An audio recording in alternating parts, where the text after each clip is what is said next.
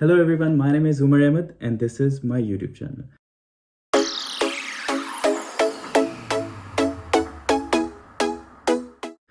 Hopefully आप लोग जहाँ होंगे खुश होंगे, खैरियत से होंगे। और आज मैं एक नए टॉपिक के साथ आया हूँ और एक नई वीडियो के साथ आया हूँ। होपफुली आप सब स्टूडेंट जानना चाहते होंगे ये क्वेश्चन के आंसर को बेसिकली कि हम अगर एक स्टूडेंट वीज़ा पे आ रहे हैं तो हमारे पीछे हमारी फैमिलीज़ हैं, पेरेंट्स हैं। और ऑब्वियसली आप जर्मनी आते हैं या फिर किसी भी बाहर की कंट्री में जाते हैं तो आपके दिमाग में ये क्वेश्चन आता होगा कि आप सब कुछ पीछे छोड़ के जा रहे हैं और पेरेंट्स को यहाँ बुलाना पॉसिबल है या नहीं है, परमानेंटली पॉसिबल है या नहीं है। मेरे भी दिमाग में काफ़ी दफ़ा ये क्वेश्चन आए थे। तो देखिए सिंपल बात है, मैं आपको सजेस्ट करूँगा कि जब आप जर्मनी इनिशियली आते हैं, आप स्टडी के लिए आ रहे हैं, वर्क के लिए आ रहे हैं, वो that is a different story. वो उसके बारे में मैं बात नहीं करूँगा, वो तो फिर इजीली हो जाता है सारी चीज़ें। लेकिन अगर आप जो स्टूडेंट वीज़ा पे इधर आ रहे हैं तो मेरे ख्याल में इनिशियली तो आपको अपने पेरेंट्स के लिए अप्लाई नहीं करना चाहिए। और अगर क्योंकि आप इनिशियली अप्लाई करेंगे तो टू बी वेरी ऑनेस्ट आपका वीज़ा के रेशो बहुत कम है, क्योंकि आपको और ऊपर ऊपर से दूसरी बात ये है कि आपको ये भी नहीं पता कि आपका आप यहाँ सर्कमस्टांसेस किस तरह के होंगे, आपकी अकोमोडेशन का, ये सारी चीज़ें, बहुत सारी प्रॉब्लम्स आपको फेस करनी पड़ती है। सॉरी। तो आप ये करें, जब इनिशियली आप जर्मनी से पाकिस्तान से, सॉरी, जर्मनी या किसी भी कंट्री से आप जर्मनी आते हैं स्टूडेंट वीज़ा पे, तो एटलीस्ट 1 साल आप यहाँ लगाएं। 1 साल के बाद आप अपने आउटलैंडर ब्यूटे जो इधर का है आप उधर अप्लाई करें, आप ईमेल करें उनको। और ईमेल का वो जवाब देते हैं बहुत इजीली। आप उनसे पूछें कि आप लोग अपने पेरेंट्स को ले बुला सकते हैं इधर या नहीं बुला सकते। तो बेसिकली ये है कि आप बुला सकते हैं इजीली, कोई इशू नहीं है उस चीज़ का। लेकिन आप परमानेंटली नहीं बुला सकते। स्टूडेंट वीज़ा पे जो स्टूडेंट्स हैं वो परमानेंटली अपने पेरेंट्स को नहीं लेके आ सकते थे, क्योंकि मैंने भी इनिशियली जो है वो जब इधर आने के बाद अभी अभी काफ़ी टाइम स्पेंड करने के बाद जर्मनी में, तो मैंने अपने पेरेंट्स में से अपनी मदर को मैंने की एप्लीकेशन सबमिट करवाई थी। तो उसका ये होता है तरीका कि आप अपने आउटलैंडर ब्यूरो के ईमेल लिखते हैं और ईमेल में उनसे ये बोलते हैं कि मैं अपने मदर को या फादर को या दोनों को बुलाना चाह रहा हूँ। उसमें वो आपसे मांगेंगे आपकी जो बैंक स्टेटमेंट है, सैलरी स्लिप है। अगर आपको ये जॉब कर रहे हैं तो आपकी सैलरी स्लिप मांगेंगे। अगर आप जॉब नहीं कर रहे, आप एज अ स्टूडेंट हैं, तो मोस्टली स्टूडेंट के साथ ये होता है कि वो आपसे एक सर्टेन अमाउंट है वो मांगते हैं। और वो सर्टेन अमाउंट जो हमारी सिटी है उसमें तकरीबन आप समझें 1200 यूरो मांगी थी। 1200 यूरो फॉर वन पर्सन, ठीक है, एक बंदे के लिए। आप 2 बंदे होंगे तो आप उसका डबल कर लें, या जितने ज़्यादा आप कैश बुलाएंगे उतने ज़्यादा आपको पैसे पे करने पड़ेंगे, ऐसा सिक्योरिटी मनी। तो जैसे ही वो मतलब पाकिस्तान या वापस जर्मनी से चले जाते हैं तो वो आपके पैसे रिफ़ंड हो जाता है, आपको मिल जाते हैं। इसके अलावा 20-30 यूरो कुछ और भी कुछ सिक्योरिटी के वो लोग पैसे लेते हैं एप्लीकेशन के बेसिकली। तो उसमें ये होता है कि अगर तो आप डायरेक्टली अपनी कंट्री से, अगर मैं पाकिस्तान से, तो अगर मैं कंट्री से अपनी एम्बेसी में अप्लाई करता हूँ अपने पेरेंट्स के लिए ऐसा विज़िट वीज़ा, क्योंकि ये विज़िट वीज़ा होता है, अगर आप विज़िट वीज़ा के लिए अप्लाई करते हो तो फिर आपका विज़िट वीज़ा रिजेक्ट होने के ज़्यादा चांसेस हैं, आप सिर्फ डायरेक्टली अगर अप्लाई कर रहे हो तो। क्यों? क्योंकि आपको पता है कि हम स्टूडेंट हैं, स्टूडेंट के लिए एटलीस्ट अगर यहाँ से आउटस्टैंडिंग ब्यूटी से अगर आपको प्रूफ कोई मिल जाता है, फॉर एग्जांपल कोई लेटर, तो वो जो लेटर होता है ना, वो होता है डिक्लेरेशन लेटर आप कह सकते हैं, या उसको इनविटेशन लेटर आप उसको कह सकते हैं।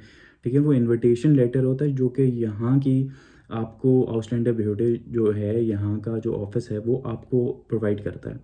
और वो प्रोवाइड किन चीज़ों में करता है, कि क्या रिक्वायरमेंट्स है। वो रिक्वायरमेंट ये, या तो आप सैलरी स्लिप, अगर आपकी सैलरी बहुत अच्छी है तो आप सैलरी स्लिप दिखाएंगे 3 महीने की। आप अगर सैलरी स्लिप नहीं है तो आप बैंक स्टेटमेंट दिखाएंगे 3 महीने की आप उनको।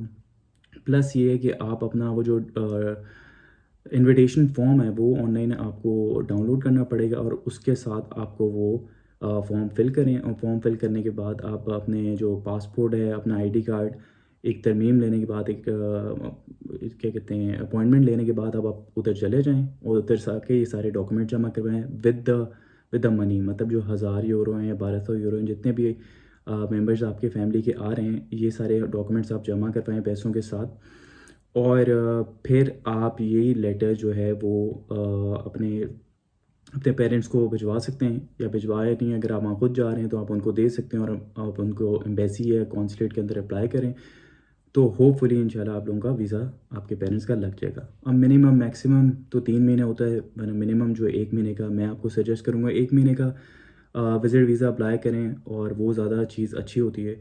और फिर कुछ चीज़ें होती हैं, मैं आपको कुछ इंपॉर्टेंट चीज़ें भी बता दूँ। अगर तो आपके पेरेंट्स के पास कोई प्रॉपर्टी है बैक इन पाकिस्तान या किसी भी कंट्री में आप रहते हैं, तो वो पेपर्स आप शो करवाएँ, क्योंकि उनको एक श्योरिटी चाहिए होती है। चलें यहाँ से तो आपको लेटर मिल गया, ठीक है, क्योंकि बेस्ड ऑन यू कि आपके पास रेज़िडेंट परमिट है, आप स्टूडेंट हैं इधर, आप ऑलरेडी यहाँ आ चुके हैं, तो आपको तो वो लेटर दे दिया उन लोगों ने।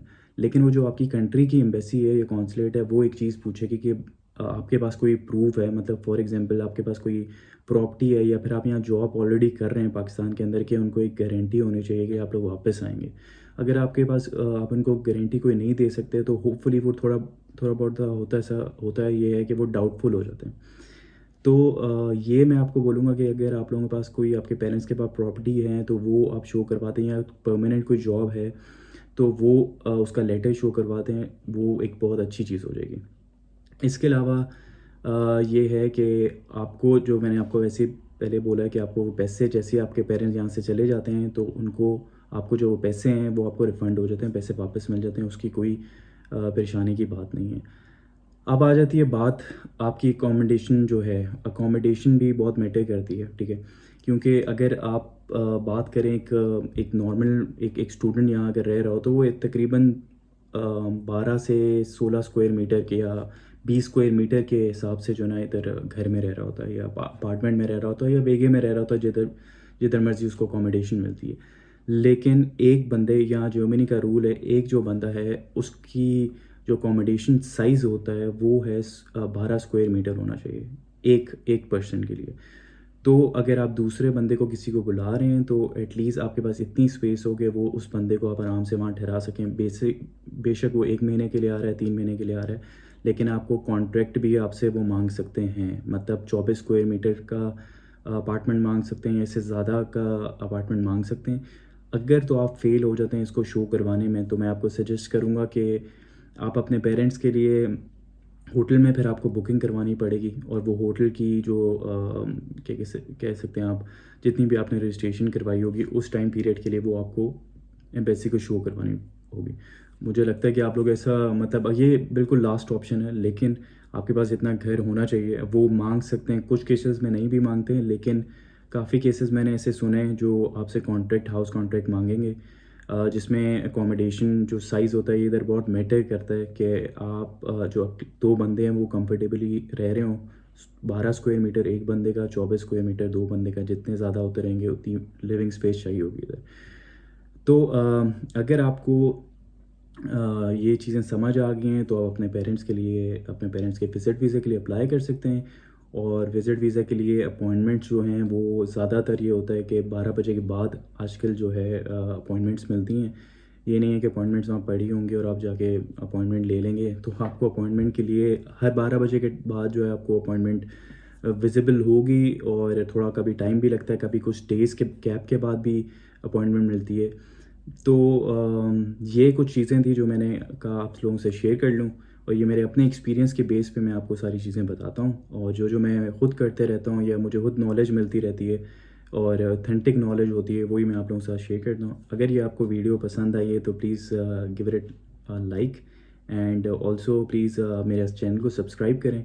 इससे मुझे मोटिवेशन मिलती है, और मैं, अगर आप कोई सजेशन देना चाहते हैं, कोई नई टॉपिक पे चाहते हैं कि मैं वीडियो बनाऊं, तो आप मुझे वो भी कमेंट सेक्शन पे बता सकते हैं।